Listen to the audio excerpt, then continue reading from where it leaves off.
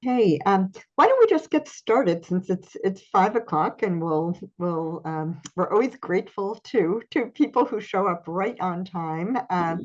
So welcome everyone. My name's Barbara Fain. I'm the executive director of the Betsy Lehman Center for Patient Safety. I think many of you, but maybe not all of you, know that the Betsy Lehman Center, we are a Massachusetts state agency. We work with patients, providers, policymakers to reduce preventable patient harm in the Commonwealth. And we have known for a very long time that we're talking about patient safety and harm reduction, that patient and family engagement is absolutely instrumental.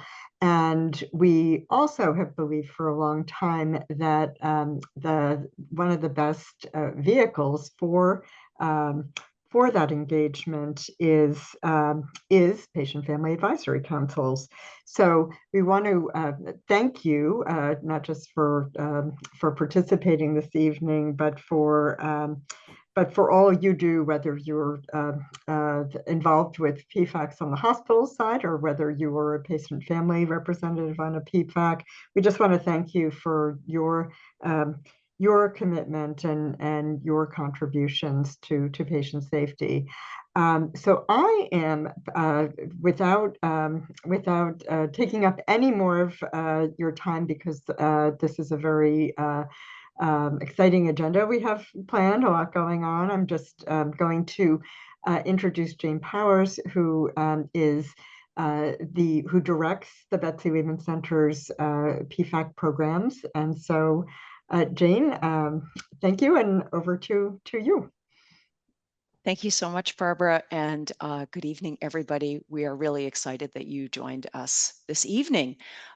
As Barbara said, my name is Jane Powers, and she told you a little bit about my role, which is fairly new for the Betsy Lehman Center. I started in mid-January, and that means that I've spent about the last 8 months learning a lot about the important work of PFACs in our state, and I hope to continue my meetings with PFAC leaders. I'm eager to attend any PFAC meetings that you might be so generous as to invite me to. And in the last 8 months, I have really been so appreciative of the creativity and dedication and commitment of PFAC members in the direct conversations that I've been privileged to have, or when I've actually sat in on hospital PFAC meetings. And I've also learned a lot about your PFAC work through reading information that you sent directly to us in your annual report submissions, which came in last month. Um, this is, I just want to say, hot off the press, there is some amazing work that is happening across the state in the PFACs. And we also know that this is a very stressful time in healthcare. There are a lot of changes. There's a lot of stress in hospitals. And a big part of my job is making myself available to you and to provide support and further resources to help you with your PFAC work. And one of the ways that we can provide support is through gatherings like tonight. So I'm going to ask if we can share the agenda slide for our time together. Um, and you'll see what we're going to be doing together this evening. And I have just a couple of housekeeping items. The meeting is being recorded, and we're going to make it available on the Betsy Lehman website, along with Katie, our speaker's slides in the next few days. So tonight, don't worry about taking notes. You can just enjoy the event and listen, and or read the closed captioning and not worry about taking notes. We also are doing the forum in a Zoom meeting mode, not webinar mode. And that means that everybody can see each other, and you'll be able to engage with the speaker in question and answer after she finishes her presentation. You can also use the chat function if you think of a question during the presentation, or you can wait until Katie finishes and use the raise hand function if you'd like to be called on. So tonight's forum is going to be, we're going to try something new.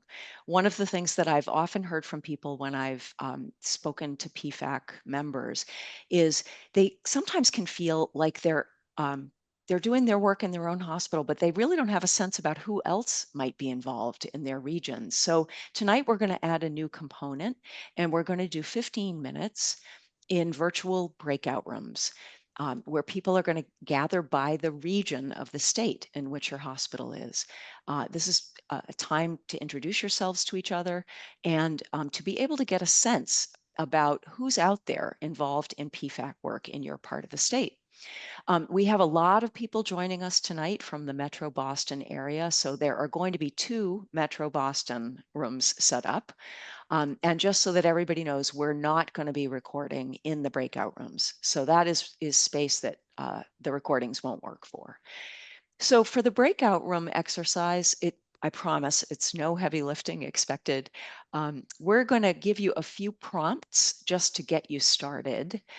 We suggest you go around the virtual room, introduce yourself, what hospital PFAC you are part of, how long you have been involved in the PFAC, maybe why you joined the PFAC. And here's an idea. What is your favorite PFAC project that you've been involved with? So you can answer any of those or see what time allows. We want everybody in the breakout room to get a chance to speak.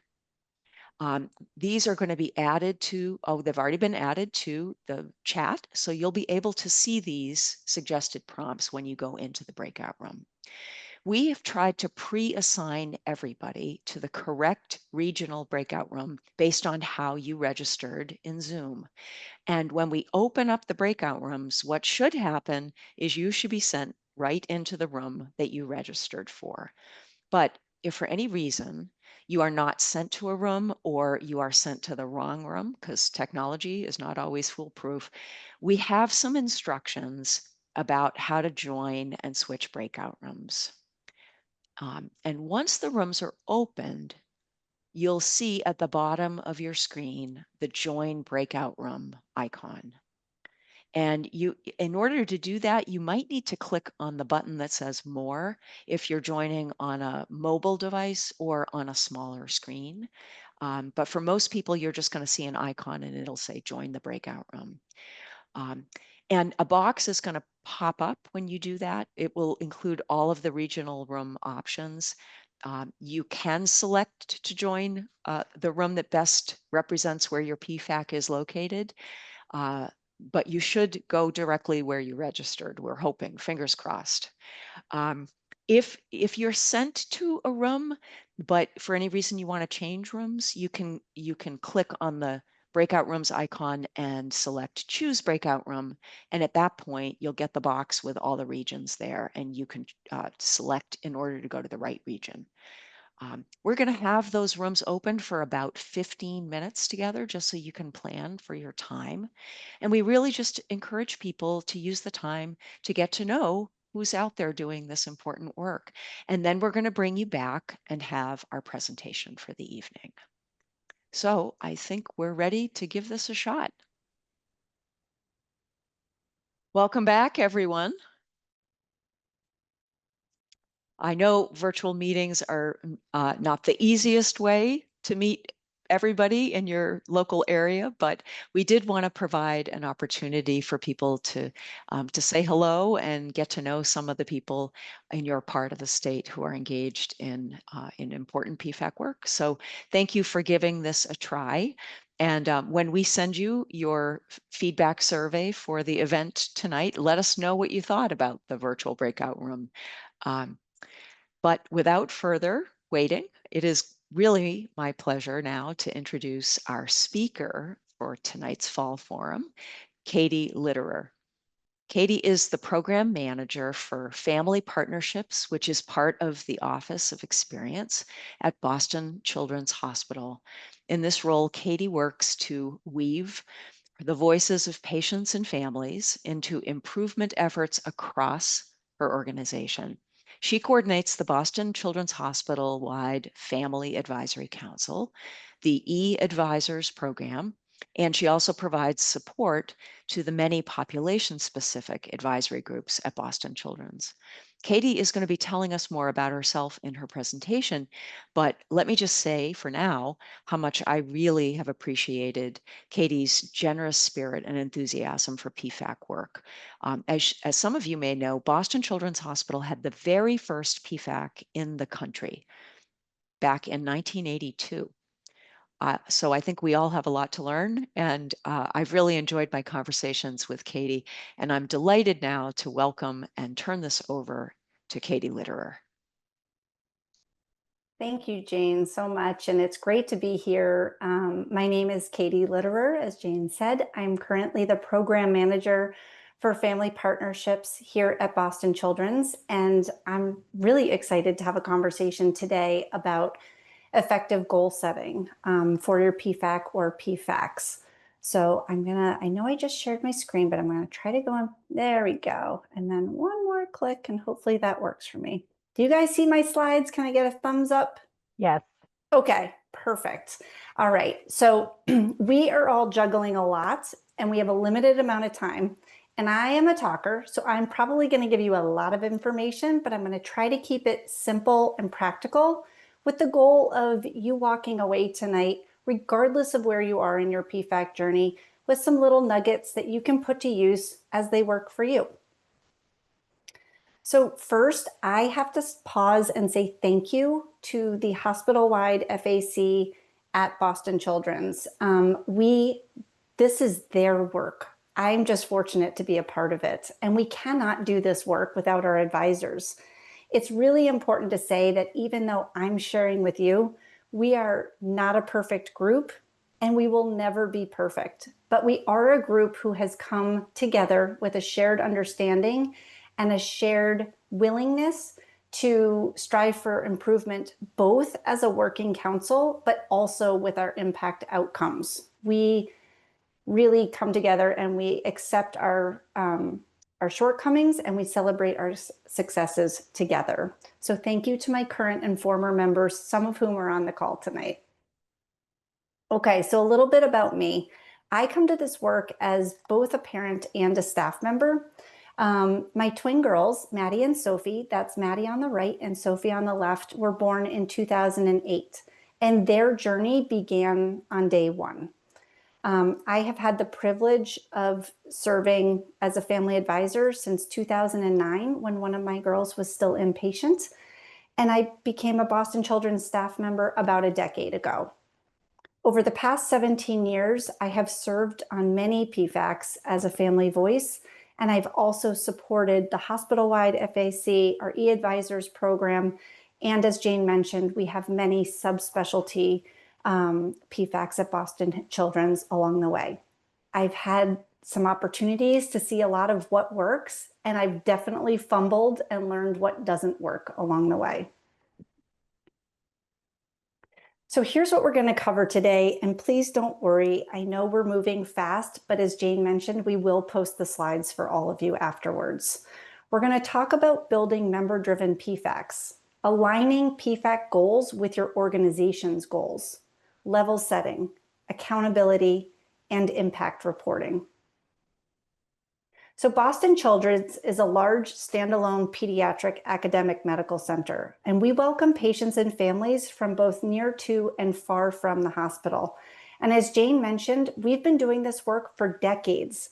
We've actually been doing it for 10 years longer than anybody really knows about, because our NICU stood up the original Family Advisory Council at Boston Children's in the early 1970s.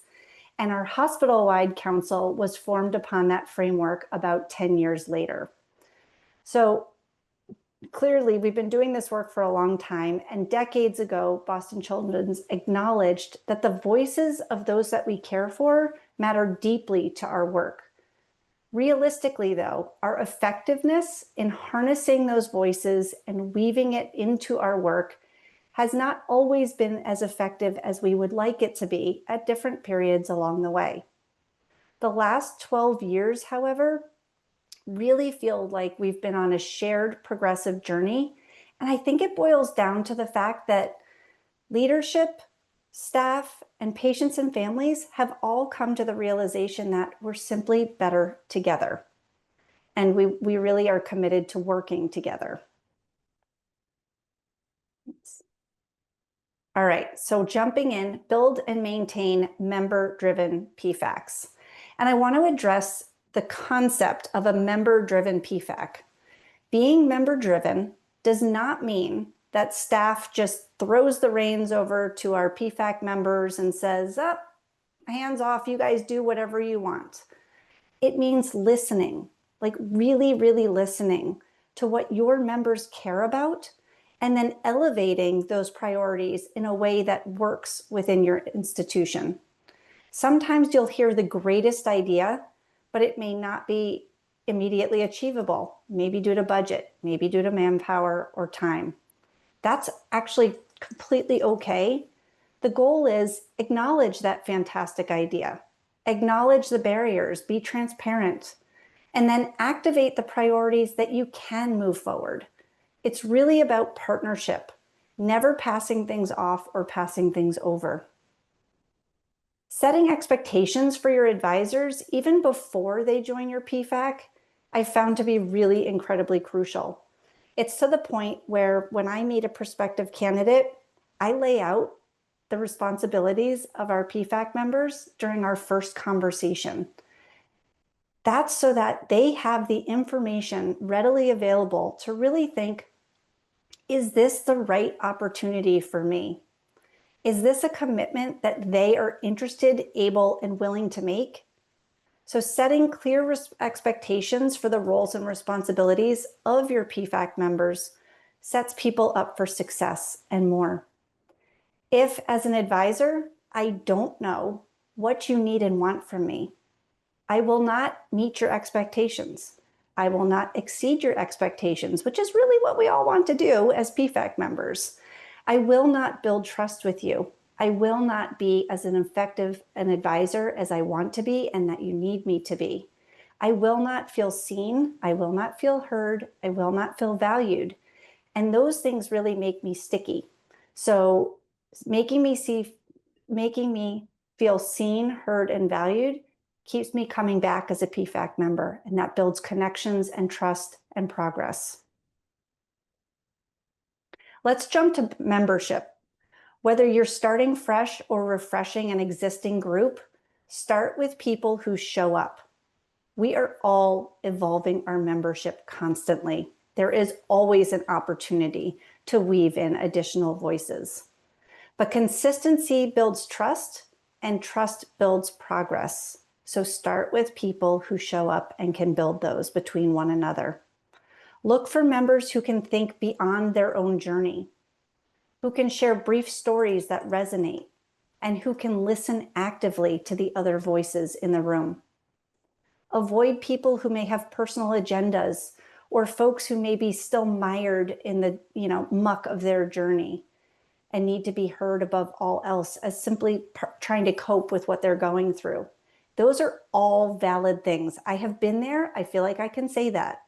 But it's not always productive in a PFAC setting where you need to be able to both take space for sharing and make space for others to share as well.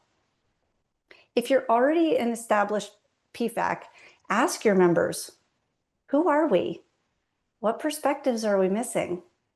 And don't be afraid if you stumble across a gem of a person who may not check every perfect demographic box that you're looking for, but you know that they're going to add value to your group. Just don't be afraid to say yes to that person. That's a mistake that I have done along the way, and I've learned from it. We recently decided to look inward at our own hospital-wide PFAC membership because our members expressed interest in expanding our diversity. They do pretty much every year. We love that about them. They are thirsty for additional perspectives. And we wanted to address this by first figuring out, where are we? Like, where do we stand? Before we could decide how to move forward.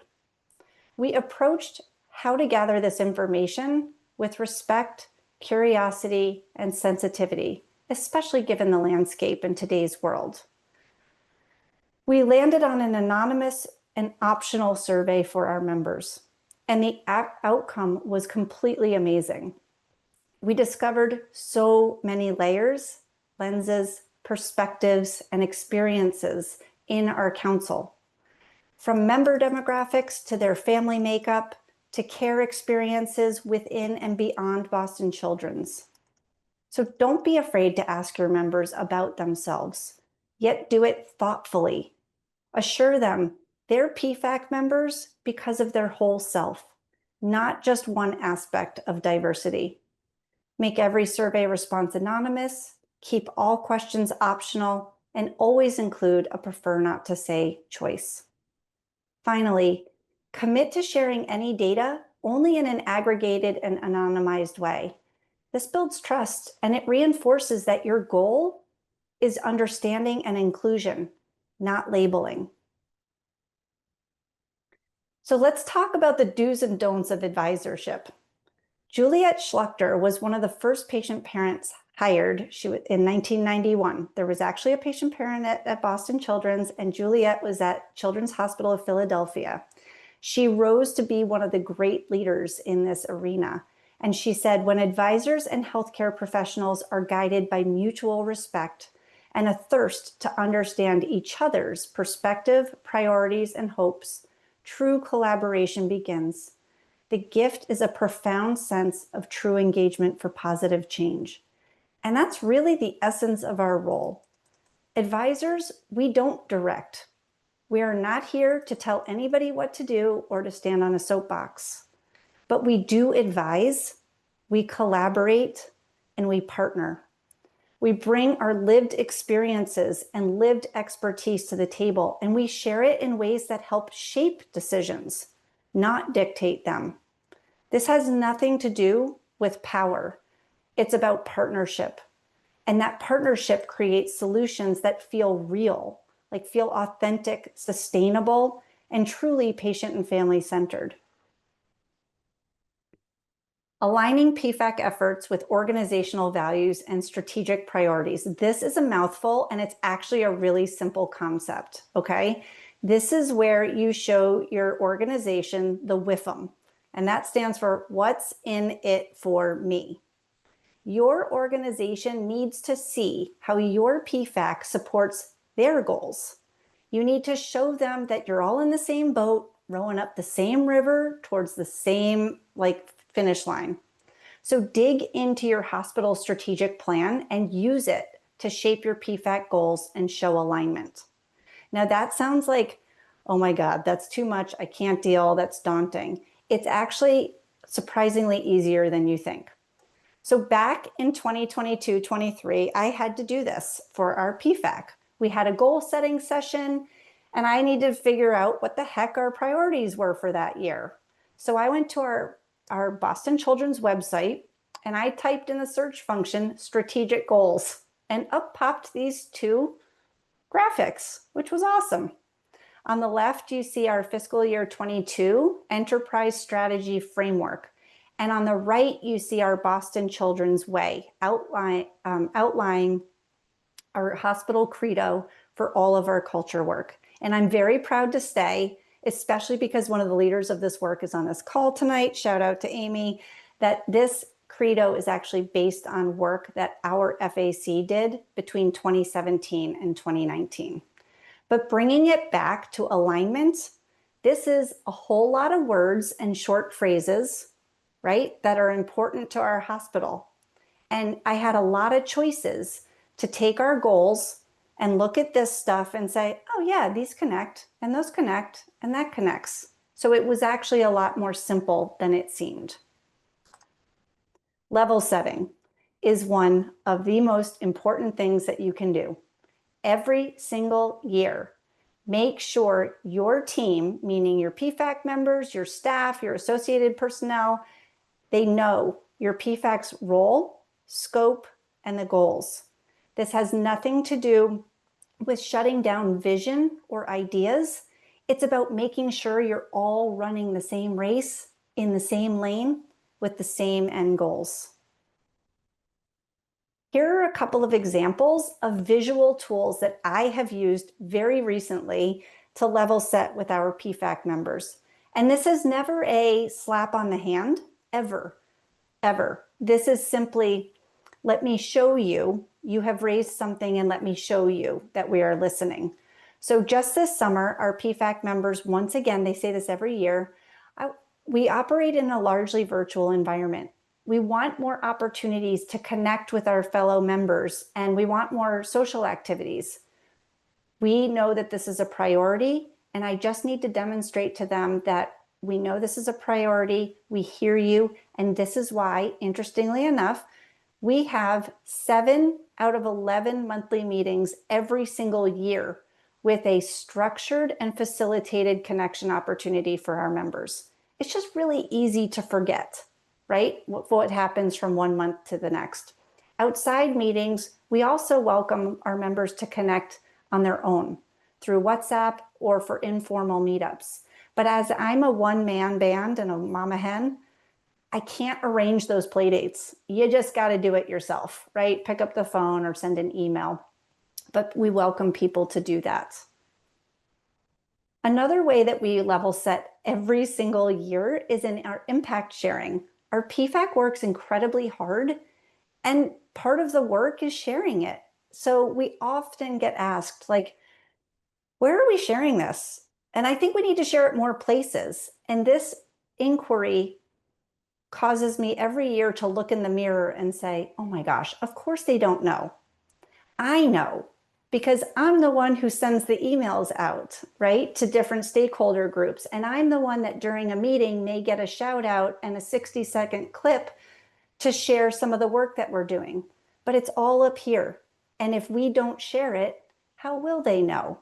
So putting together a list like this is back from 2023. I'll do another one next week for our upcoming meeting for 2025. But it's all about sharing and information sharing. And that alone is level setting. It's making sure we all have a shared understanding. Moving into goal setting.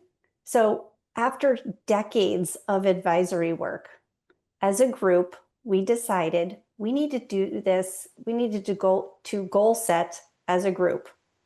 And we committed to formal strategic planning, which for us just means we come up with 3 years worth of goals and we break them down year over year. And then we refresh and do 3 more years of goals. That's simply how it works for us. These were our reasons for doing this. And I'm thinking that many of these reasons are going to resonate with you. We wanted to validate our FAC as a formal working group and a key partner within our organization. We wanted to see progress, both over the short and long term, and we wanted to feel like we really accomplished things. We wanted a way to measure both our efforts and our impact. And we really wanted to make ourselves proud and garner additional support from our key stakeholders within our organization, allowing us to both deepen and broaden our impact and partnership opportunities. This is the graphic that was created at our very first goal-setting brainstorm session in October of 2016. And I want to call out diversity and structure as highlighted by that pink arrow, because that was the top priority for our group back in 2016, but it did not make it into our first set of 3-year goals. Instead, we had to focus on operational excellence. And looking back retrospectively, I'm so proud of our group for recognizing that we weren't ready to take on the work that we wanted to do with respect to diversity in a sustainable way. We had to do the small things to build a really solid foundation so that then we could take the next step up the ladder towards our goals. And so breadcrumbs create a path, right? A trend and a trajectory. If you think about this, each one of us eats a meal 1 bite at a time. Goal setting is the exact same concept. You better believe it though, when we refreshed that 3-year strategic plan, diversity was one of our strategic pillars for 2020 to 2022. So once we settled on these 3 goals, we actually had some really, really basic foundational work to do. And I call this out because I think sometimes we get looked at as this really sophisticated organization, but this was only 10 years ago. And if you look right in the middle, we had to clearly define and adopt a unified FAC mission, some of kind of like the bare bones of operations. So these were things that we needed to complete before we actually launched our 2017 goals.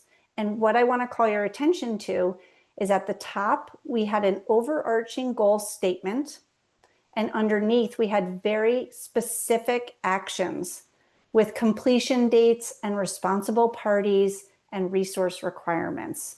So we had to be very, very reflective and realistic about what we could do and in what time frame we would be able to achieve that.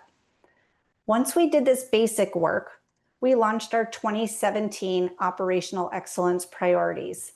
And I'm going to call your attention to a few of these. But one of them was, we said, why are we just being unilaterally run by two individuals, our co-chairs, a senior leadership staff member and a parent co-chair who at that time was appointed by the senior leadership member. So we shifted to an elected parent co-chair role, and we created a steering committee. Our steering committee makes strategic decisions, sets our agendas, tackles issues, all of that stuff. At different points in time, depending on our work streams and our priorities, that steering committee expands or contracts with additional staff and or family advisory council members. But we're no longer driven simply by two people. We also created and implemented an annual assessment survey to measure progress, impact, and areas for improvement. I'm going to talk a little bit about that in a second. And lastly, and I kind of looked back and chuckled at this slide, we explored video conferencing for FAC meetings. And that was because we were always in person, but life happens. And sometimes people can't make it in person. So we wanted people to be able to join through that video conferencing platform. This allowed us, fast forward to the pandemic, to miss exactly 0 meetings. So we were so fortunate we never lost steam during the pandemic. Creating and sustaining accountability, formal planned actions with concrete due dates, and a shared accountability for progress and failure. So this is our annual assessment survey dashboard. And it's this pretty little report that one of my team members takes all the annual survey data and he puts it together and it looks nice. And we formally present this back to our FAC members. It's an accountability for measure for us as leaders to show them that they're listening and that their voices matter. We ask questions like meeting agendas, logistics.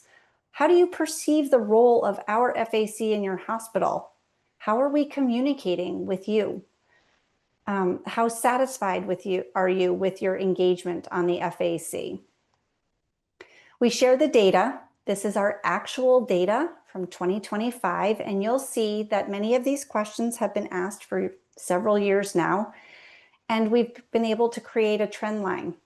So every year we look at this data and we say, what are we celebrating and where can we be better? I'm very, very proud of all the green that you see on the far right, but we're not all green. We absolutely always have opportunities for improvement, and we never, ever assume that just because we're in the green now means that we're going to continue to be in the green.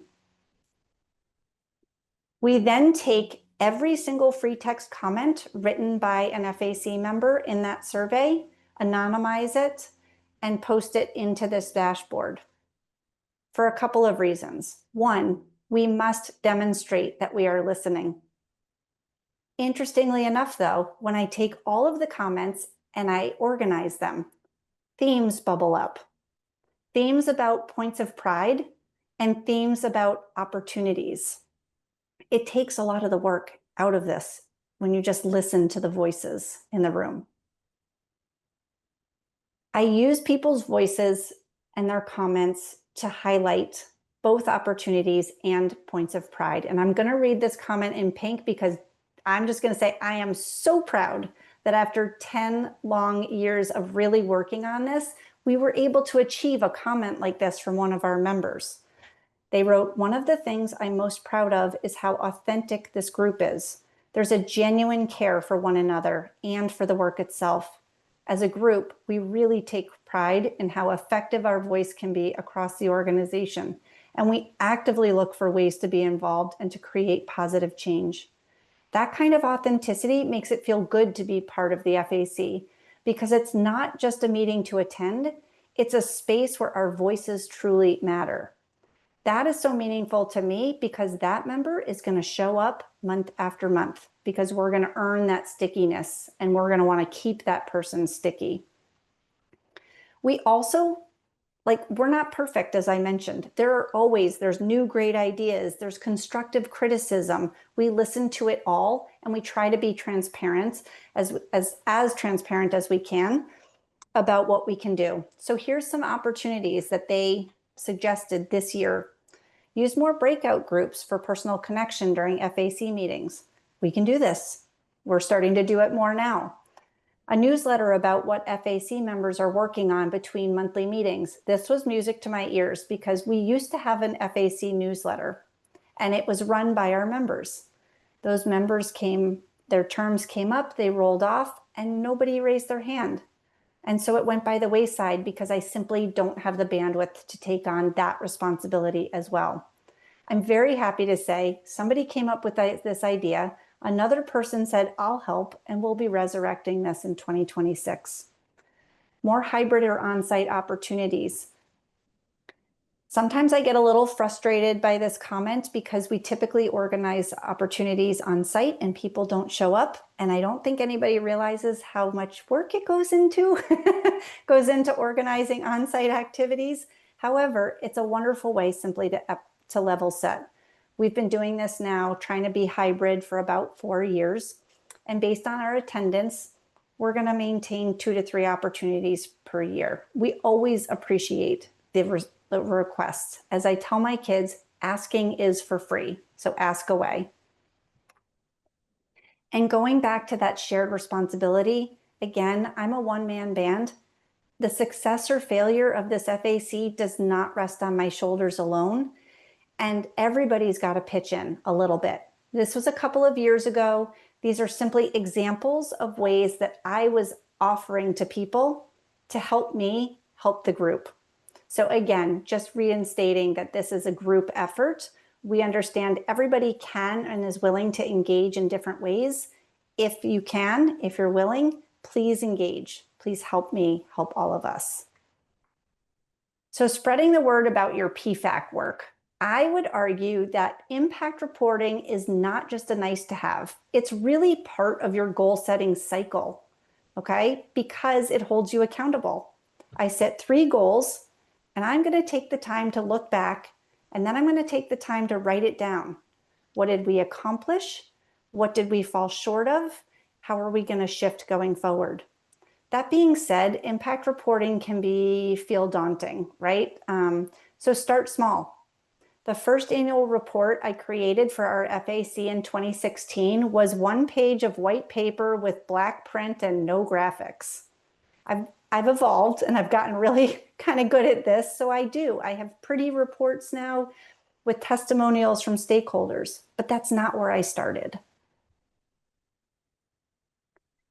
There's a lot of different ways to demonstrate impact. And so to circle back to that graphic that you all saw a few slides back about the enterprise strategic framework and the organizational priorities, we had an opportunity to present to our CEO. And you better believe it, we wanted to show him the what's in it for me, right? The WIFM. So we took 4 things from that strategic framework and we demonstrated to him the work that we did and how we aligned with the organizational goals. It's also really important to recognize your challenges, your barriers, your shortcomings. Interestingly enough, I find that it brings people together as teammates when we don't do something, but we really, really want to. So it's actually just as important as celebrating your successes. And not meeting every goal is okay. When you think about creating an annual report, and I'm not talking about the ones that we've all just done for Betsy Lehman, we do a different type of report for our internal stakeholders and external as well.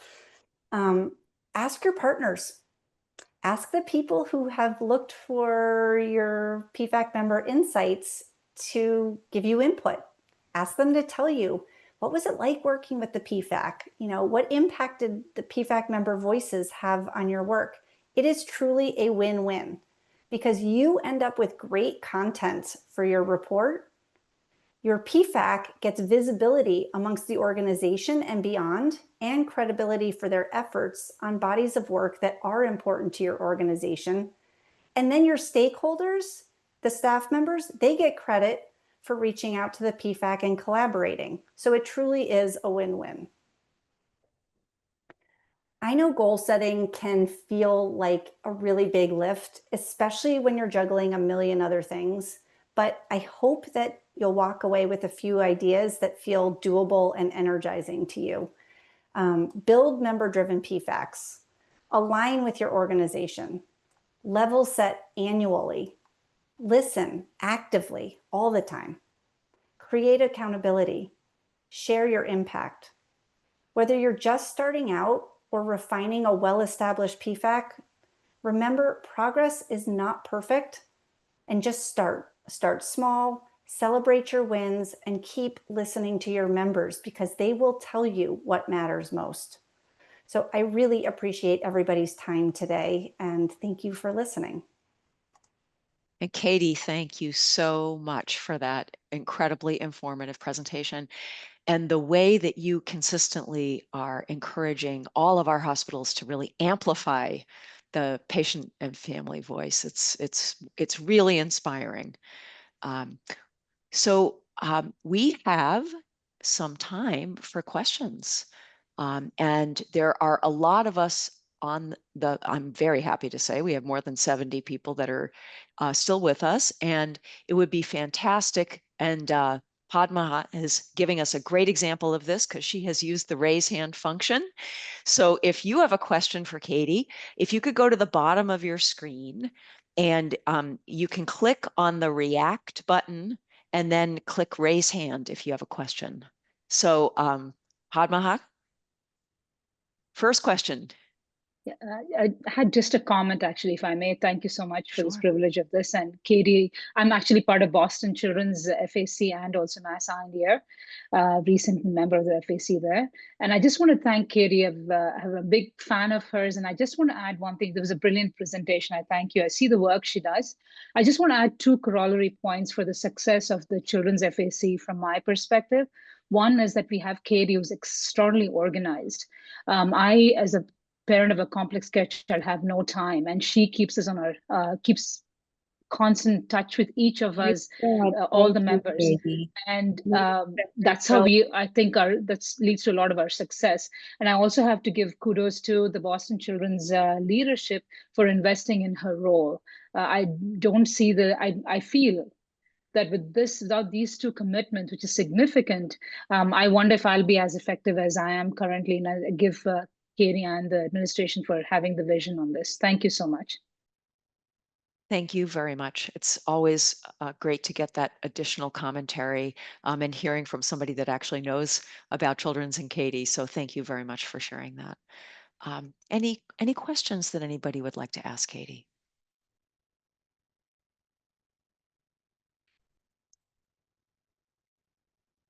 If you're like me, you're just taking it all in. So we have something from Donna. So Donna, we can invite you to unmute. Yep. Okay, thank you. Katie, that was an amazing presentation. I wished every one of my advisors could have been on the call. But I do have one who's on here, which is Kathy, is wonderful. First of all, can I contact you about some of the things that you presented tonight? Are you open to contact? And I'm looking forward to getting the slides because I would love to borrow and use some of your ideas. How many people do you have as community members or advisors on your PFAC? Yeah, so our hospital, so first off, yes, no problem. And I also saw somebody ask for the survey. We're happy to share that stuff. So I'll give all that stuff to Jane and no problem. Also in the slides, just in the appendix, are a link to a couple of different annual reports that we have done. I'm actually currently doing the 2025 reports, but I think they'll give you a good example and hopefully something to work off of. So at the hospital-wide level, we have 33 members. Wow. 23 of those are active members. And then we have an additional 10 emeritus members who have served their term and have stayed on in a limited capacity. But Boston Children's as an organization has about 200 people doing advisorship in various groups and capacities. Yes. Okay. It's a lot, okay. but I don't own, like, that's why I spoke to the group that I'm sort of mama hen on, because it felt a little bit more representative.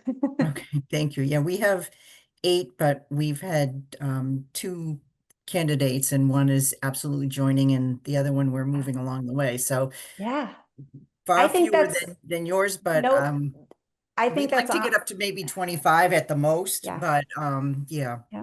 So our bylaws actually say that we can have no more than 25 active members. So and it took me 8 years to get up into the 20s. I have had to beg people to stay on longer, Donna, like, you got to do what you got to do. So Yeah. if Yeah, your we just voices are good ones, you're, Mhm. You're good. We just revised our bylaws, and we said that the terms are 2 years, but they're renewable and we don't have a limit. We just changed our co-chair position, though, is 2 years, renewable for one more term. And then that person, we just so that we could have fresh ideas, helping out. But yeah, because it's so hard to continue to recruit new members, and the members that have been on for a long time have so much valuable input and experiences to share that I would hate to see them drop off. But thank you. Your presentation was amazing. Oh, thank you so much. And Mary Ann? Thank you. Katie, great presentation. One of the things that I always think about is lessons learned when you go through these exercises, and so I'm a full supporter of those kind of stories. I'm glad you brought up the diversity and structure issue with respect to waiting until you knew you could actually make an impact. But is there anything that sticks out in your work in the last 10 years as a big lesson learned that you could just share with us as we all grapple with, where we go from here? Yeah, honestly, the biggest thing I've learned is, like, I'm not just parent to my own 2 kids. Like, this is a whole lot of momming or dadding, whatever.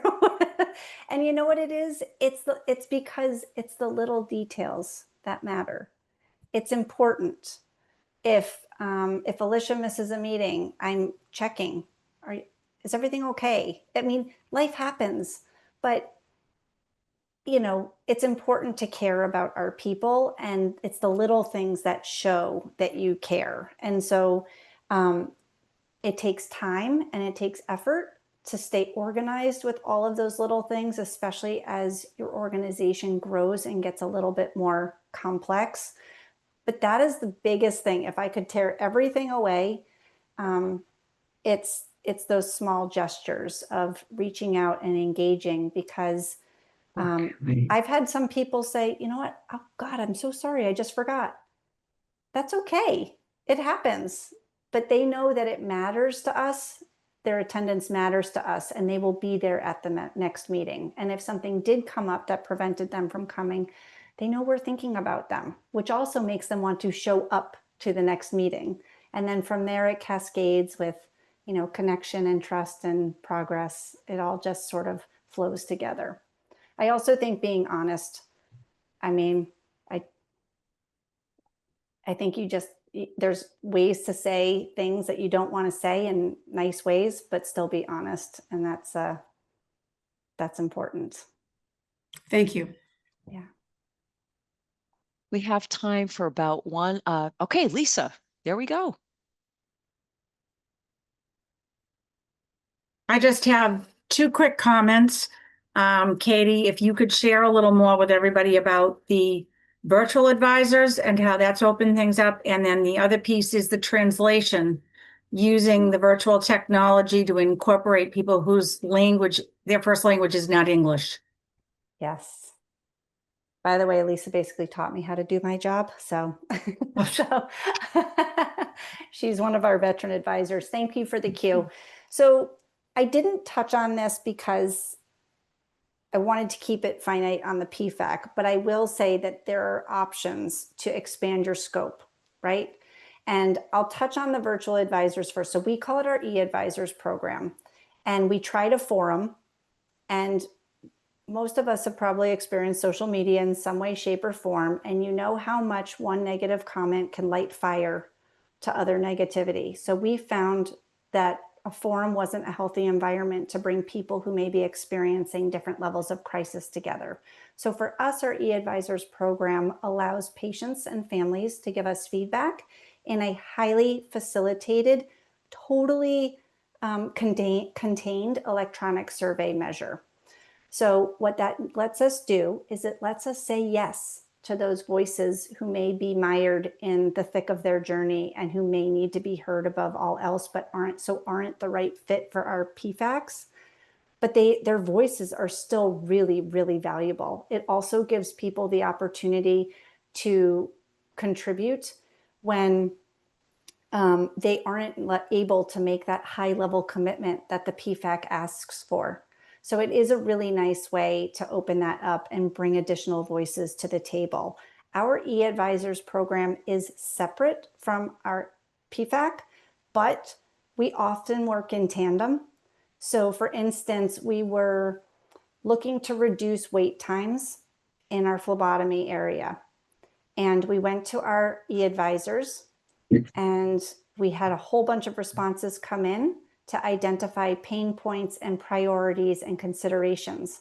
And we used that to inform a live conversation between the team and our family advisory council.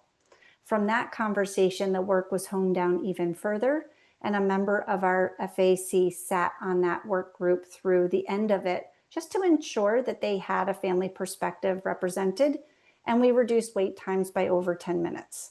So the e-advisors is separate, but it does give us another channel. And actually all of our family advisors are also e-advisors because we only have so much agenda time, and agenda topics often will flow to the e-advisors if we can't get them into the FAC on time. Lisa also mentioned, and virtual engagement is perfect for this, if you have the opportunity to leave a voice or voices of those who may not speak English as their primary language, Zoom does offer a platform to have multiple language channels happening at once. And 4 years ago, our members said, we must bring on somebody who doesn't speak English as their primary language. And it was a struggle. We had to find budget for interpretation and we had to figure out all the logistics, but we were really committed to it. And our Portuguese speaking member has been with us. She's finishing up her 3rd year now, and she's an integral part of our team. So the virtual engagement through Zoom has made that possible. Katie, thank you again so much. And thank you to all of you who asked a question. If you think of another question that you wish you had the time or you think of it when you get off of this Zoom tonight, the last slide is going to include my email. So you can reach out to me and we'll try to coordinate with Katie so that we can get you the answer. And I promise, as Katie suggested, to be respectful of your time. We have 5 minutes left. But I did want to tell you about a couple of things that are coming next that I'm pretty excited about. And one of them is because your hospitals have worked really hard to produce the annual reports. And you've sent them in the month of October. For those that haven't done that, we are still accepting them. It is never too late to send in your report. But we are now reviewing and starting to analyze the data. And it is fascinating to look at where the state of PFACs in Massachusetts right now. So as we promised, we're going to be compiling a statewide snapshot of PFAC work, and we're going to be preparing an individual report for your hospital PFAC. And we will be sending those to you in early February.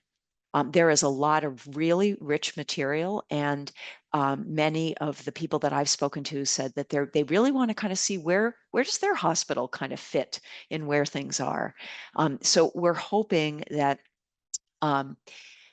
that these will be useful to you. And we're going to ask you for your feedback at every step of the way, because we want this to be meaningful. We also really appreciated that you gave candid feedback about the stressors that are facing your hospitals right now. And we can't be ignoring the fact that there are some very serious financial realities that are making for stressful environments in hospitals. And that came through.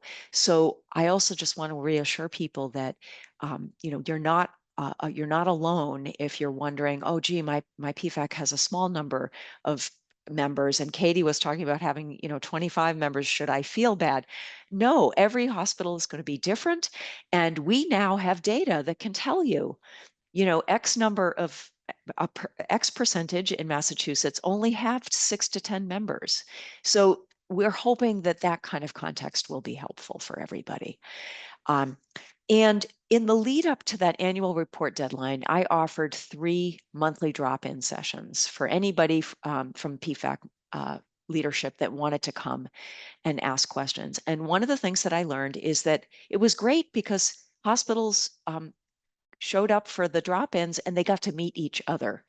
So as a new thing, starting in December, I'm going to hold a once a month drop-in for PFACs. And if people have a question, if people want to get some advice or troubleshoot a problem that's coming up, these are not going to be mandatory. They're going to be optional.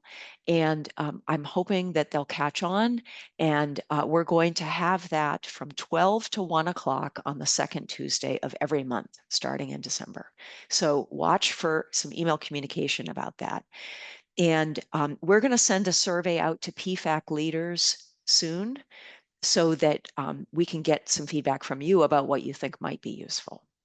And recognizing that a lot of hospitals have undergone some reorganizing in the last year, we're going to put together a series for new PFAC leaders. So for those people who work in hospitals and they never used to work with the PFAC, and now they are, they've inherited the PFAC. We're going to try to put together a few sessions to help you to feel like you can be more comfortable working with your PFAC. So we'll be communicating about all these opportunities coming soon. And before we close, just a couple of last things.